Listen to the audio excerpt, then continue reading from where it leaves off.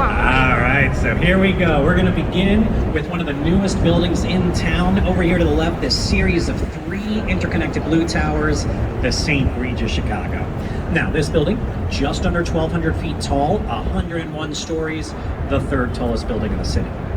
It's also the tallest building in the world designed by a female architect.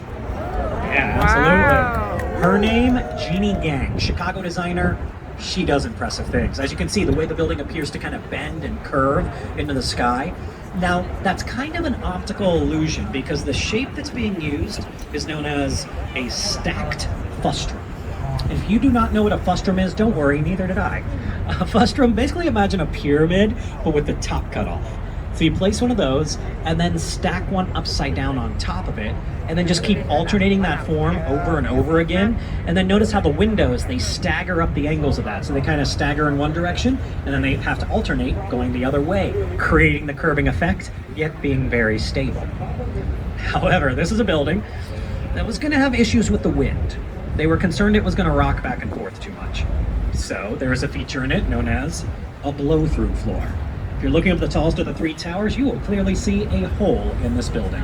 2 empty floors, just the elevator shaft runs through there. Otherwise, wind passes through, taking pressure off the facade, eliminating a lot of the sway it might have otherwise had. This is the first building in Chicago to feature such a thing. Now, most of it is condos, basically from the 14th floor all the way up. People were able to start moving in December of last year. The lower section, that's where the St. Regis Hotel is going.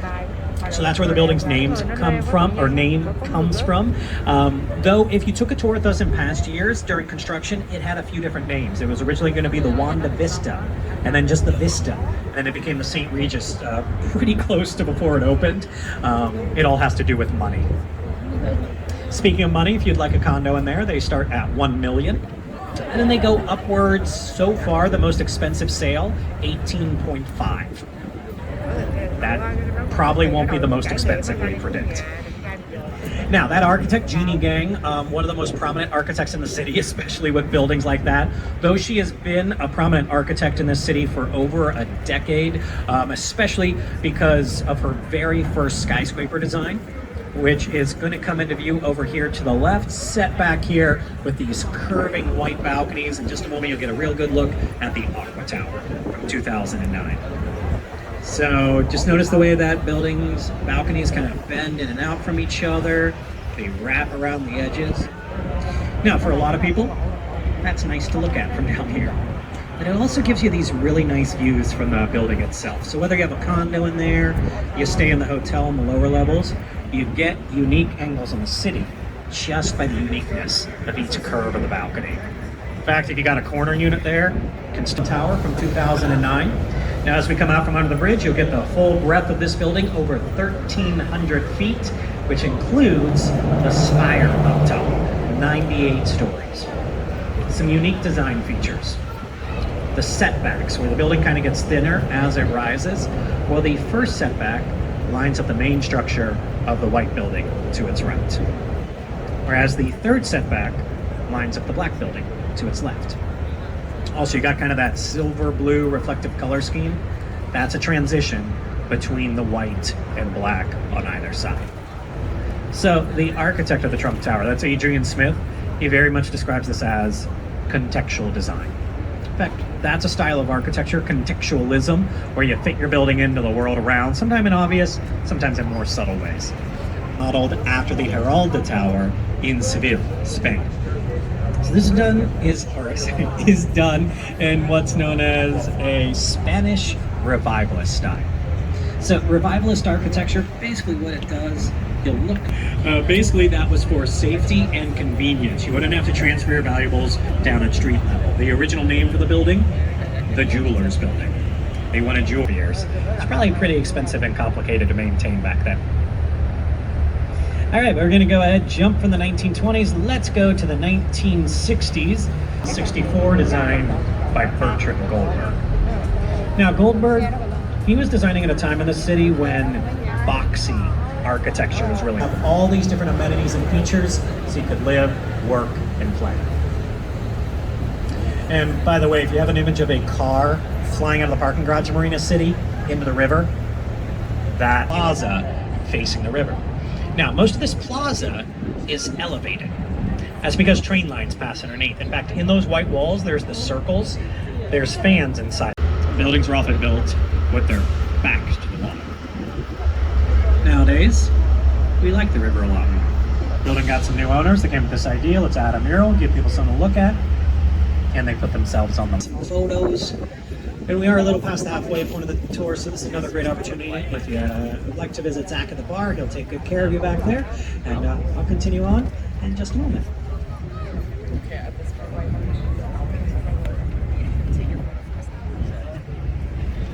Oh, we're doing it. Building with kind of the greenish cylinders on top. That is 311 South Wacker Drive. That's an office building, sometimes nicknamed the Wedding Cake or the White Castle. That one makes a little more sense at night because that central cylinder is usually lit up in a bright white light. In fact, when they first started turning it on, they realized it affects migratory birds. Now, this is something they definitely discovered. Some birds are very confused by the bright lights of a city. They're often drawn towards them. They get, hi, bikers.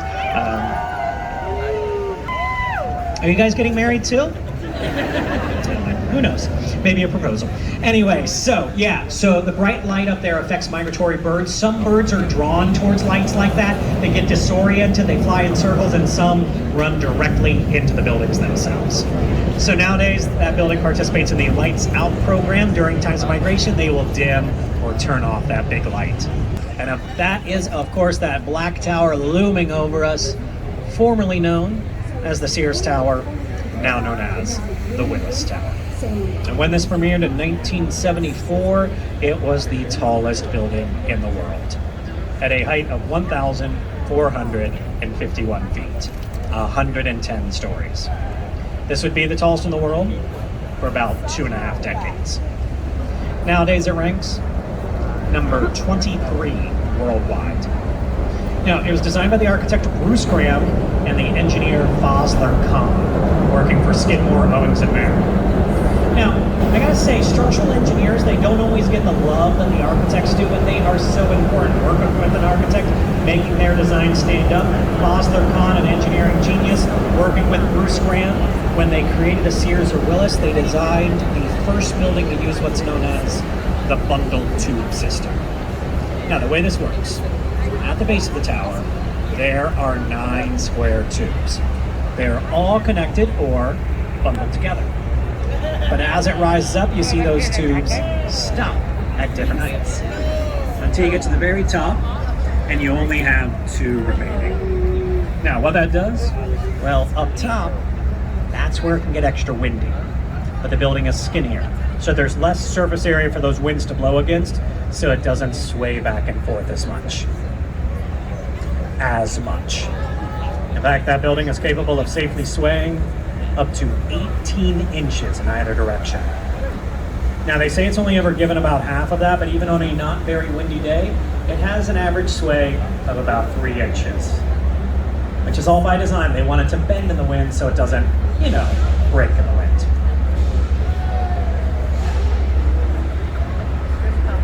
They're living their best lives, clearly.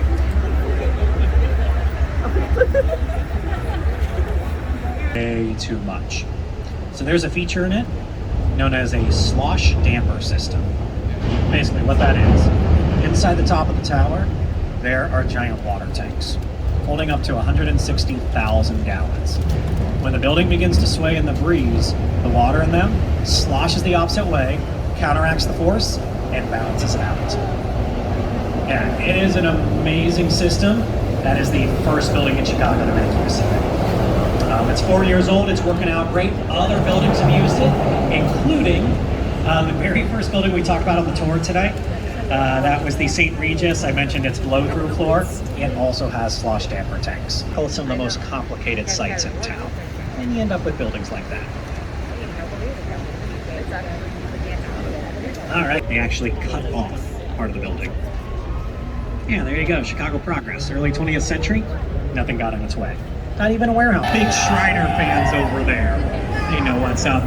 The Shriners also use Western Islamic architecture as a big inspiration for their building designs.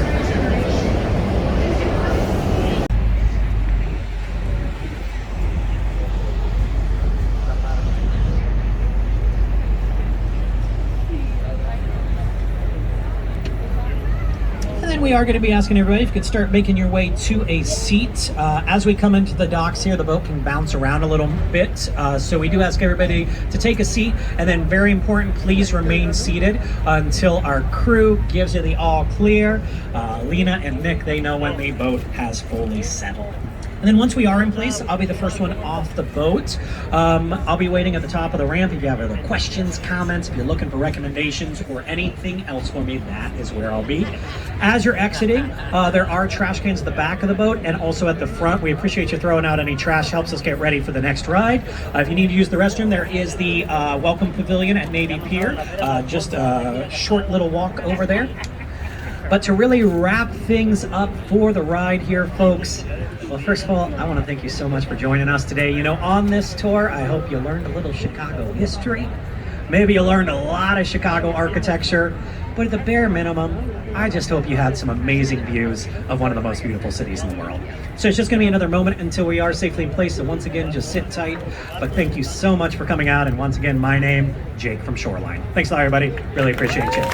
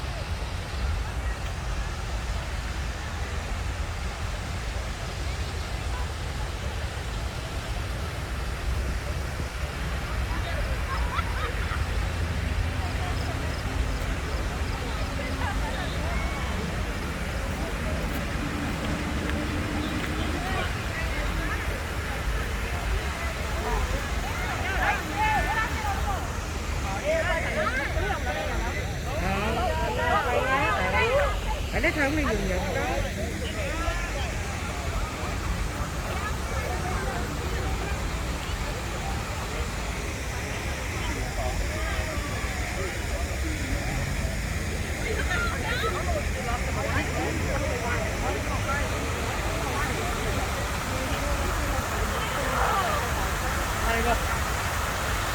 Am I holding back there like this, Donnie? I don't know. I don't know how to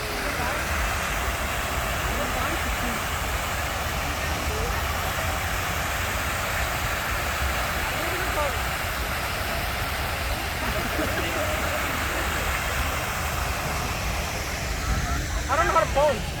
Yeah, go like this. I'll get up the camera. Too